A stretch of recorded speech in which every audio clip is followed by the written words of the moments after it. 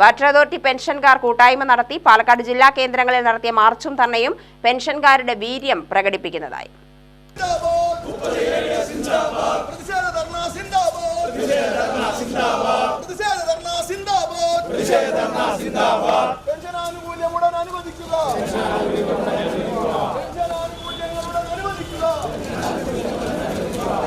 Pension പരിഷ്കരണ കുടിശ്ശിക അനുവദിക്കുക, ശമ്പള പരിഷ്കരണം നടപ്പാക്കുക തുടങ്ങിയ ആവശ്യങ്ങൾ പ്രതിഷേധക്കാർ ഉന്നയിച്ചു. പാലക്കാട് ജില്ലാ വാട്ടർ അതോറിറ്റി കേന്ദ്രത്തിന് മുന്നിൽ നടന്ന ധർണ പെൻഷനേഴ്സ് അസോസിയേഷൻ സംസ്ഥാന general secretary P Krishnankutty Nair ഉദ്ഘാടനം ചെയ്തു. ആ പരിഷ്കരിച്ച പെൻഷൻ നമുക്ക് കിട്ടി. 1/8/24 മുതലുള്ള അതിന്റെ ആനുകൂല്യങ്ങൾ അരിയർ നമുക്ക് ലഭിച്ചു. പക്ഷെ 1/7/19 മുതൽ പരിഷ്കരിക്കപ്പെട്ടതിന്റെ ആനുകൂല്യം ലഭ്യമാകണമെങ്കിൽ 1/7/19 മുതലുള്ള അരിയർ നമുക്ക് ലഭിക്കണം.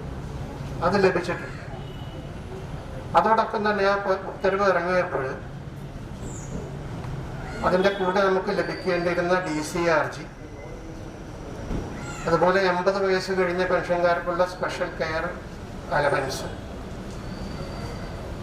അതുപോലെ തന്നെ ഉയർത്തിയ മെഡിക്കൽ അലവൻസ്, ഇതും ആ തീയതി തൊട്ടാണ് ലഭിക്കേണ്ടത് ഉത്തരവ് അനുസരിച്ച്.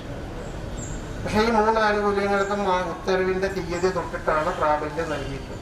വൈസ് പ്രസിഡന്റ് പി മോഹനൻ അധ്യക്ഷത വഹിച്ചു. ജില്ലാ convener M Madhavadev, PM Musthafa, Baby Thomas, Saidalavi, PJ Thomas എന്നിവർ പ്രസംഗിച്ചു.